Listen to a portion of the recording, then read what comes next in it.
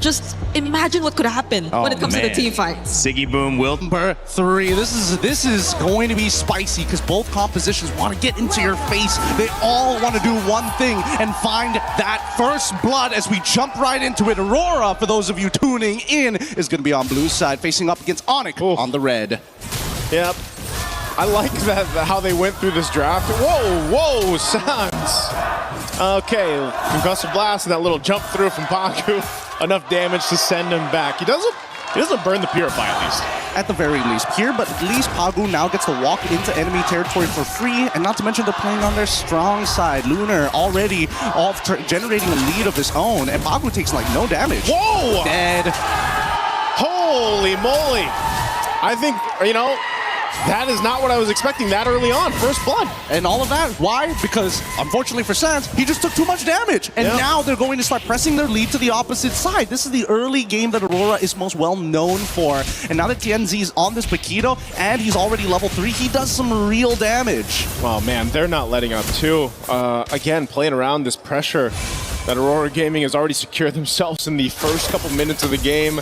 Trying to slow down Kyrie here a bit, but I think ONIC can go ahead and kind of readjust from this. Maybe even potentially. I mean, there's still 30 seconds for that turtle to come up. They can just kind of let that go if they have to, but knowing ONIC, they probably won't just give it up for free, even despite the pressure they're feeling this early on. Yeah, absolutely not. They need to contest for this. I mean, this really depends on whether Sans actually hits level 4, right? Because he's the secondary win condition in this early game next to Kyrie. And even as we see this game progress, because of that early recall, the control we're seeing from Aurora, now Kyrie is like, man, this early game might not be in my hands. Yeah, now it's Kyrie asking for the green camp control, man. You know, trying to protect these.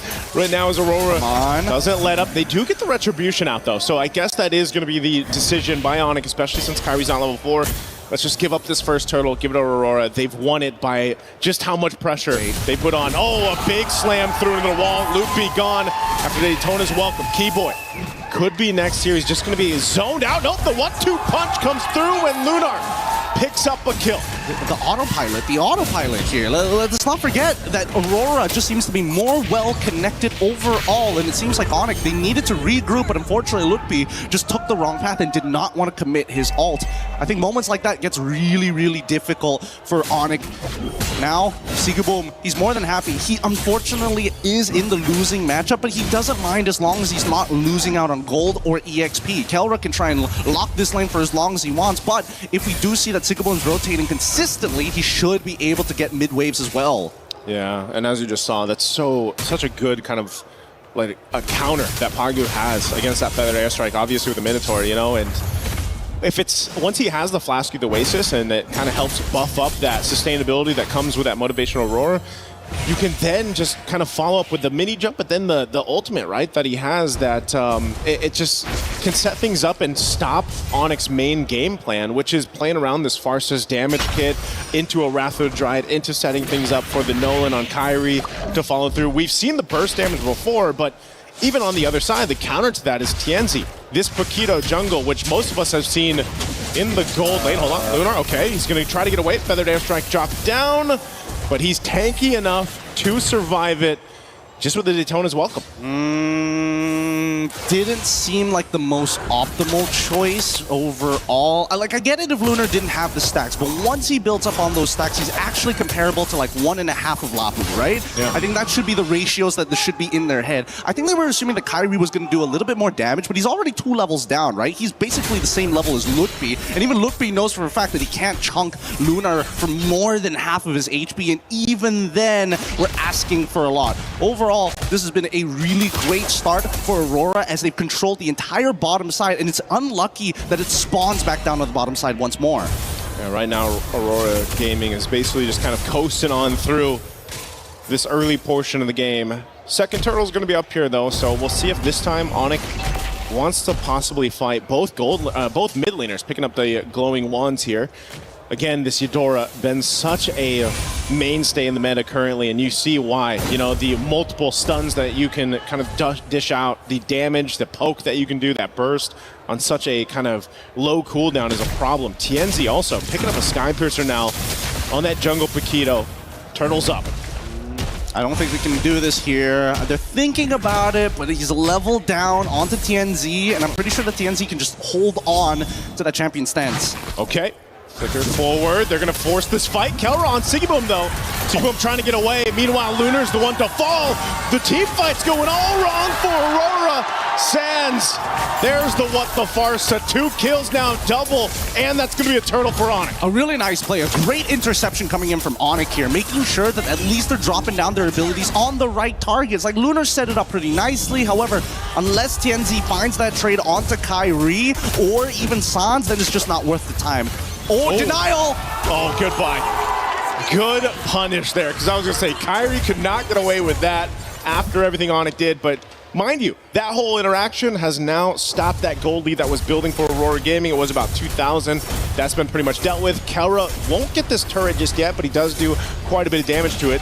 Meanwhile, they got the bottom turret traded out, so ONIC now opening up the map a little bit here. Kelra's doing a really good job. Like, first turtle, okay, Sigiboom walks out of it, you notice that he's only level 3, and that's when you know, like, okay, sure, he probably doesn't need to be there, but at the same time, you never really know what's going through Aurora's mind, especially what they're willing to risk. And I think that's the problem that ONIC has been facing these past couple of games. They're not 100% sure whether Aurora is willing to die for certain moments in these games to get a little bit more later on. But now that the Feather Airstrike has been used early, they are making the statement, you know what? As long as Sigiboom doesn't scale, TNZ will eventually fall off. Yeah. And that's one of the things, too, that I guess the downside... Oh, hold on. Kelra, he wants this turret. Aurora Gaming wants Kelra. Falling Star Moon, a bit of a burst of damage. Kelra be able to survive. Is there going to be a counter punch here from ONIC? They just make sure Kelra survives. They back up. Hold on, Daytona's welcome. Right on cue. Nice. Into 2. Lunar now going to be in trouble. The burst comes through. And Kyrie will pick up a kill. I didn't know if Aurora Gaming was going to continue to fight, but they decided to go for it. They made a mistake there for sure. Kelra played it perfectly, using his Purify to ensure that they don't find the one-shot and sets it up for something more dangerous down the line. This is what I'm talking about. This is a game of boxing here. Let's look at the replay one more time, because as soon as Keyboy, this looked like a very good punish from Aurora until Lutpi says, you know what? As long as the damage dealer can actually go for their full combo, which they know that Rosa doesn't have, this should be a free pick on to Lunar. And they know for a fact that Bravest Fighter, it's on a short cooldown, so they can just drag this out and wait until Lutpi has it. Aurora trying to punish. Lunar needs the stacks. Daytona's welcome, already used. Fighting off the turret. Pagu jumping in. Minoyan Fury to knock up 3. Keyboy's gone. But a Feathered Airstrike comes down from Sans. And now, Lutpi flickering forward. Trying to zone out Tenzi. He's swinging around here. He's going to fight off Sigiboom. This is a fight all gone wrong right now for ONIC. The 1-2 from TNZ. And there's again, fighting for the turtle. Kyrie trying to find space, but Rosa comes in with the stun. Turtle secured by Aurora, and Kyrie goes down as well. Kelra could be next. Everybody's here to clean him up, and Kelra falls. It all falls apart for ONIC. Oh no. Worst case scenario for ONIC. Aurora able to find the lead back again, and worst yet, they're able to take out a majority of the members of ONIC, pulling themselves to the lead that they had before. Now, just an extra 400 gold on top of it, and TNZ is probably at his strongest at this point. Walking to take away these green camps. Don't worry, Pagu, nobody's mad at you this time, but let's look at the items, because we're at a dangerous state. They're looking to make sure that TNZ is strong enough to one-shot Sans at every point of the game, but TNZ, keep in mind, that's solely based on this Sky Piercer. Man, TNZ has done an amazing job just kind of farming up here. You know, yes, he's got 4 kills, but even with that Sky Piercer, and you see the gold lead that he's had, and a lot of that is supplemented because of the way that Aurora Gaming has played the map, you know, from the start to up to now at that 9-minute mark, which will set themselves up for a good Lord take. But ONIC has showed us that they're willing to fight. A lot of these team fights are kind of weird the way they play out, right? Because it's either going to be started up by Lunar. Oh, there's some good burst coming through. Divine Glaive was picked up recently by Rosa, but either Lunar was started up, or ONIC can kind of go ahead and choose to start things up. The downside of the Belric having to revitalize is obviously you can't surprise anyone with that flicker combination we're used to seeing.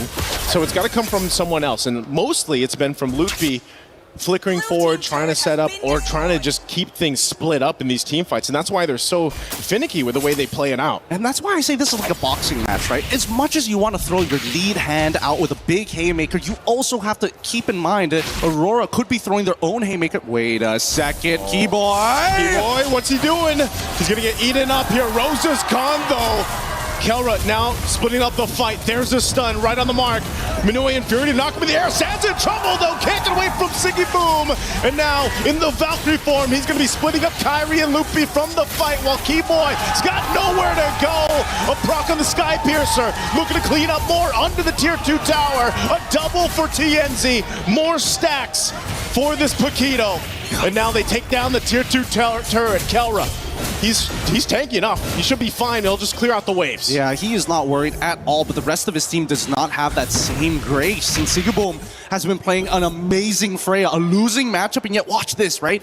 As they were playing this fight, they recognize, hey, no feathered airstrike. They also lost the Wrath of the Dryads, and that's when they decided to throw everything. Even Sans recognizing, hey, I gotta use the Purify to get away from a flicker and rage charge coming in from Pagu, but it doesn't matter when Sigaboom has stuck on to the rest of your team, cutting you down one by one with no way to stop you. The lack of CC is going to be a huge issue. Oh, hold on. Daytona's welcome use on live cam. Kelra going to be in trouble again. And Minnow and Fury knocking him in the air. Keyboy can't get away. Once again, Sigiboom leading the charge of the Valkyrie form. A big stun comes through from Loopy though.